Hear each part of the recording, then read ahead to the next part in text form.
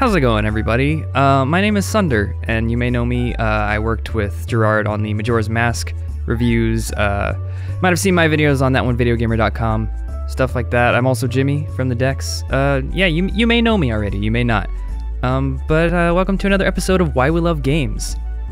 And today, the game that I'm going to be talking about is Warcraft III, which is a game that's really, it's a really big part of my childhood, and definitely something that I spent a lot of time as a young gamer playing, you know?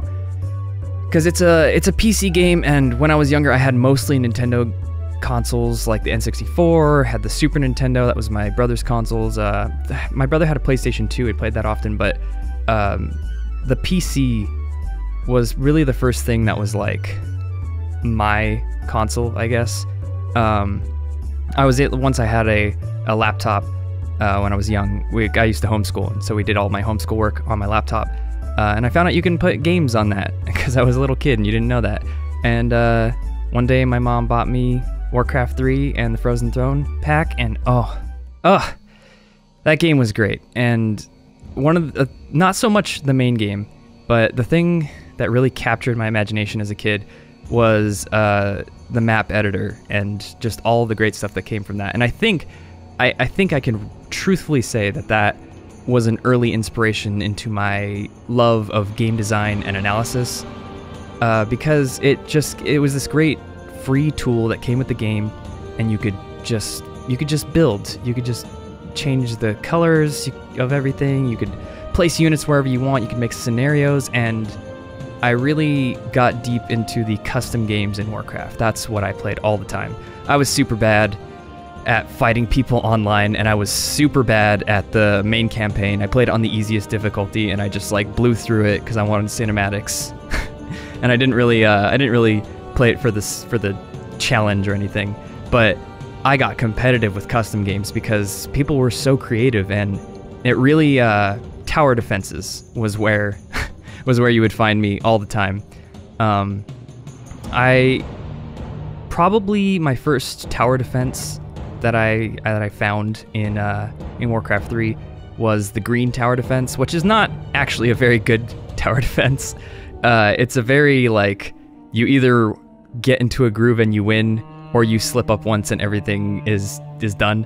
And that's not great game design, but that in and of itself, the fact that it wasn't designed super well, was one of the earliest moments that I can remember of saying, like, looking at a game's design specifically and being like, you know what? I don't think that's as good as it could be. Because if you don't know what a tower defense is, it's enemies spawn on one side of the map and they walk on a set path, and you have to build towers next to the path, and your towers kill the guys. And if the guys get past the towers into your base, you lose lives or health or whatever. There's like a million tower defenses these days, but Warcraft 3 was one of the big proponents of tower defenses. Like, I mean, of course you had Flash games that were tower defenses, but I think Warcraft 3 was really where it all got its big start as like a genre of games, a subgenre of games. And I played green for a while.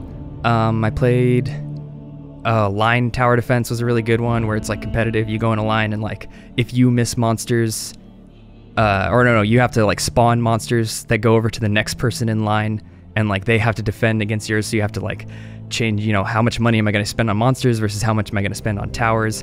And the one that really got me, the one that I played countless hours in, because it really plays to not only just the strengths of like tower defenses, but it's like a really good sandboxy kind of game, is Gem Tower Defense. And I want to quick shout out to my friend the Bird of Prey on Twitter and on Twitch, because he reminded me about Gem Tower Defense today when I was talking about Warcraft 3 on Twitter.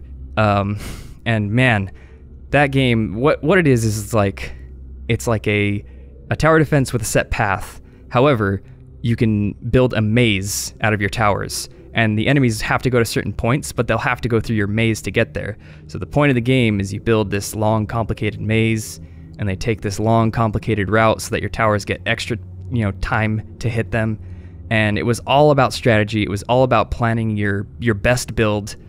And if you blocked off places, then they would just destroy your towers. And so you had to be really careful not to place towers wrong or not to, you know, build a bad design. And being a kid who grew up with Legos all the time, that spoke to me so well that I just like vibed with gem tower defense. And there's a level of randomness to it, because every tower you build can be a random gem. You can combine some gems. It's so in depth, and through that I learned about like altering the game. So the game wants to act like this. It wants to go to zones 1, 2, 3, 4, 5 and then go to your base and kill you. But you can make zone 1 take them, you know, halfway across the map and back through a path to get to. And it was, I mean, I could even probably contribute that to my love of speedruns and sort of glitching out and subverting the intended way of playing games, because it just really sparked my imagination as a kid to fight against a preset environment and a preset like rule and try and like bend it to the most optimal situation. And I don't know, I'm big on efficiency, and I'm big on creativity and crafting and building stuff. And so, yeah, I don't know, all that kind of stuff really like, I want to say tempered me to be, to look at games like I look at them now. Because if you don't know, on my channel, I talk about game design all the time, and it's because I love game design so much.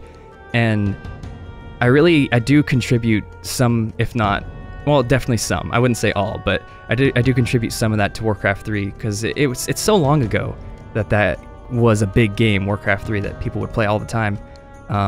You don't even, I mean, the only RTS that I even think about anymore is StarCraft 2, which is like the only relevant one. But Warcraft 3 at one time was like the biggest of RTSs, and it was so big. And, you know, I was on there, you know, hours and hours every single day. And because I got that at such a young age, it really just like inspired me, probably, I wouldn't say subconsciously, because I think that's a misused word a lot, but without me really noticing, which I guess some people will say that's subconscious, so whatever, semantics, but without me really noticing, it really like taught me how to critically look at games, how to like see, oh, this tower defense is good, this tower defense is bad. Well, why is that? Oh, it's because this, and this reason. You know, this one isn't creative. You have to, there's a certain optimal way to build, and everybody knows what it is. So they beat the system, and it's no longer, like, we know that it's not a creative process anymore. It's just doing that. Or some of them have bad map designs where like, oh, this doesn't play well to the idea of a tower defense, such as a straight line. You know, that'd be a bad tower defense, because then you just put towers next to it, and it's like, okay, very good. But yeah, I mean, I can definitely contribute a lot of my game design, like the solid steps to becoming a game analyst, I guess, an amateur game analyst, to later stuff like indie game Braid, like one of my favorite games, or like even watching Egoraptor's Sequelitis, like that stuff like actually turned me on to the idea of game design, like in a way that I understood that I was like learning something. But back in the Warcraft 3 days, that's when I learned stuff without knowing I was learning stuff. And I don't know, I think that's really important. I mean, I'm sure you guys have all played Minecraft and stuff, and I'm a real big proponent, a big supporter of kids playing games as a learning tool. And Warcraft 3 was a learning tool for me. Even with the map editor, like I mentioned way back before I got on this tower defense tangent, it just like, there were so many crazy options that I didn't even think about. Like when you're a kid and you think about games being developed, you're just like, oh, guys just make cool art stuff and it happens and it's fun. But there's so many things deeper than that. And getting into those menus and looking at like, oh, change the color and shader values for this guy, and you tweak little things and they happen on screen, and it's like, wow, there's like 50 options to change for just one NPC. Like all that stuff, it taught me a lot about designing games and just like being able to look at game design. I'm sure I sound like a broken record by now, but game design's a huge part of my life. It's something I think about pretty much 99% of the day. Game design's on my mind, and yeah, like I've said several times, I can really attribute that to getting into a game like Warcraft 3 at such an early age, and just being able to, you know, play and just play all the time. I know my parents were not too fond of me being on that dang Nintendo all the time, but yeah, I definitely probably wouldn't be as as articulate in a real conversation, not onto a microphone. I'm terrible speaking to a microphone, but yeah, just articulate about games if I didn't get to do that when I was young. And yeah, it's not the most personal of stories, not the most heartwarming or touching stories, but I don't know, it means a lot to me. And it's just been on my mind lately, thinking back to those days. So yeah, thanks for listening to me ramble about tower defenses and being a kid. Really was a good time. Good time of your life. Don't forget the games you played when you were a kid.